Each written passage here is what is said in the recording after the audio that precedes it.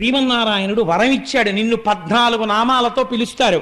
దుర్గ, భద్రకాళి, విజయ, వైష్ణవి, కుముద, చండిక, కృష్ణ, మాధవి, కన్యక, మాయ, నారాయణి, ఈశాన, శారద, అంబిక.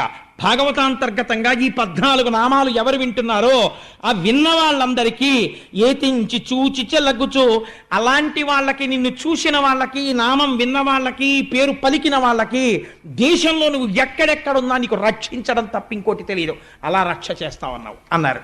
అందుకని ఆ తల్లి ఆకాశంలో నిలబడింది.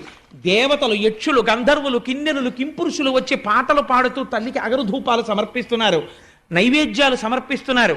ఈ తల్లి ఇవన్నీ తీసుకుని కిందనున్న కంసుడి వంక చూసి ఒక మాట అంది. తెంపరివై బొరింబొరిని దేవకి బిడ్డల చిన్ని కుర్రలం చంపితివి, శిరోజిదియు బీరమే రల మీద నన్నొంపితివి. ఓరి దుర్మార్గుడా,